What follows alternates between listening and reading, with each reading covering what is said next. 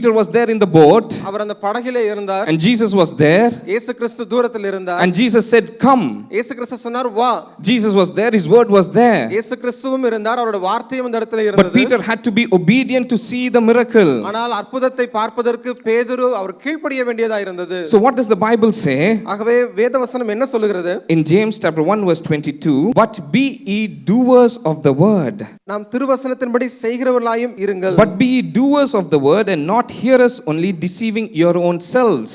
22ஆம் வசனத்தில், அல்லாமலும் நீங்கள் உங்களை வஞ்சியாதபடிக்கு திருவசனத்தை கேட்கிறவர்களாய் மாத்திரமல்ல அதன்படி செய்கிறவர்களாயும் இருங்கள். So here again you see, be ye doers of the word. இந்த இடத்திலேயும் நாம் பார்க்கிறோம் திருவசனத்தின்படி செய்கிறவர்களாயும் இருங்கள். So if somebody asks us a question, ஆகவே ஒரு நபர் நம்மிடத்தில் இவ்விதமாக கேள்வி கேட்பார்கள் என்றால், in the last 1 month, இந்த கடந்த ஒரு மாதத்திலே what has changed in your doing? உங்களுடைய நீங்கள் செய்கிறதான காரியங்களிலே எவைகளெல்லாம் மாறி இருக்கிறது? What has changed in your doing because of the word of God? கர்த்தருடைய வார்த்தை நிமித்தம் நீங்கள் செய்கிறதான செயல்களிலே என்னவெல்லாம் மாறி இருக்கிறதுன்னு சொல்லி கேட்டால், if we say nothing has changed, நான் ஒன்றுமே மாற்றிக்கொள்ளவில்லை என்று நாம் சொல்லுவோம் என்றால், there can be two possibilities. அந்த இடத்துல இரண்டு காரியங்கள் சம்பவிக்கலாம். That means you are already knowing everything the word of God and already you are doing exactly according to the word. ஒன்று, நீங்கள் வேதவசனம் எல்லாவற்றையும் அறிந்து அதன்படி முற்றிலும் கீழ்ப்படிகிறவர்களாக இருக்கலாம். Or you are just hearing the word of God and not doing it. அல்லது வேதவசனத்தை கேட்டு அதன்படி செய்யாதவர்களாக இருக்கலாம். So what is the primary purpose that we go into the word of God? ஆகவே தேவனுடைய வசனத்திற்குள்ளாக நாங்கள் போகும் பொழுது எது மிகவும் முக்கியமான காரியம்? It is true that we need to grow in the knowledge of God. That is important. தேவனை அறிகிறதான அறிவிலே நாம் வளர்வது அது மிக முக்கியமான ஒரு காரியம். And we have to feed our mind and our spirit. நாம் நம்முடைய மனதையும் நம்முடைய ஆவியையும் நாம் நிரப்ப வேண்டும். But then there is another aspect where we have to be the doer of the word of God.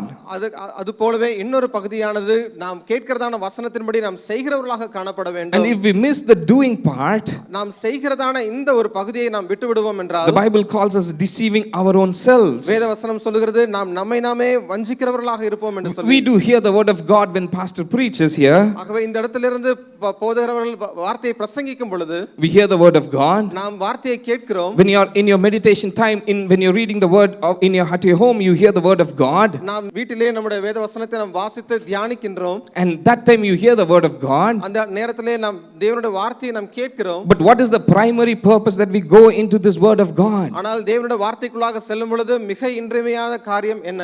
Do we search, Lord, is there something that I have to do? நான் எதையாகிலும் செய்ய நான் விட்டிருக்கிறேனா ஆண்டவரே? Because the presence of Jesus could be there in the life. ஆகவே இயேசு கிறிஸ்துவினுடைய பிரசன்னமானது நம்முடைய வாழ்க்கையில the word of God could be there in the life. But if you are not obedient to that word, ஆனால் நாம் இந்த வார்த்தைக்கு கீழ்ப்படியாதவர்களாக இருப்போம் என்றால், the miracle could be missing.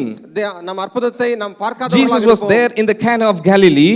இயேசு கிறிஸ்து இந்த கானா ஒரு கல்யாணத்திலே அவர் இருந்தார். His presence was there along with his disciples. அவருடைய சீஷரோடு கூட அவர் அந்த இடத்திலே இருந்தார். But there was a lack of wine that came place there. ஆனாலும் அந்த இடத்திலே திராட்சரசமானது அது குறைவுபட்டது. And Jesus had said a word. இயேசு கிறிஸ்து ஒரு வார்த்தையை பேசினார். If the servants did not obey that word, வேலைக்காரர்கள் அந்த வார்த்தைக்கு கீழ்ப்படியாது இருந்தார்கள், they would have missed the miracle that God intended in their lives and in that scenario. அந்த சூழ்நிலையிலே தேவன் அவர்களுக்காக வைத்திருந்ததான அற்புதத்தை அவர்கள் பார்க்காமல் போயிருப்பார்கள். And even if you look at that miracle, அந்த அற்புதத்தை நாம் பார்க்கும் பொழுது, Jesus just didn't go and say the entire story. He just said, first fill the water pots.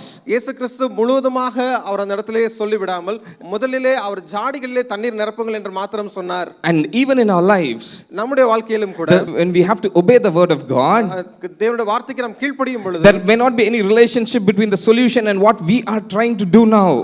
அந்த தீர்வுக்கும் நாம் என்ன செய்ய முயற்சிக்கிறோமோ அதற்கும் சம்பந்தமில்லாததாக கூட இருந்திருக்கலாம். If you look at throughout the Bible, ஆனாலும் இந்த வேத வசனம் முழுவதையும் நாம் பார்க்கும் பொழுது, there are many instances அநேக சம்பவங்களிலே God is expecting some part from us to do the miracle. தேவன் அற்புதத்தை செய்வதற்கு ஒரு சில பகுதியை நம்மிடத்தில் நாம் செய்ய வேண்டும் என்று எதிர்பார்க்கிறார். I mean, if the wine got over, அந்த இடத்திலே திராட்சரசம் குறைவுபட்டது, it would have been easy for God himself to pour the water and then fill it. அந்த இடத்திலே தேவனால் அந்த இடத்திலே ஜாடிகளிலே சாதாரணமாக அவரால் தண்ணீரை நிரப்பி இருக்க முடியும். The wine could have come even from the air. That is same thing for God. காற்றிலிருந்து கூட ஜாடிகளிலே திராட்சரசமானது நிரப்பப்பட்டிருக்க கூடும். But God wanted the servants to fill it with water. ஆனாலும் அந்த இடத்திலே வேலைக்காரர் ஜாடிகளிலே தண்ணீரை நிரப்ப வேண்டும் என்று சொல்லி இயேசு எதிர்பார்த்தார். There has to be an act of faith in our life.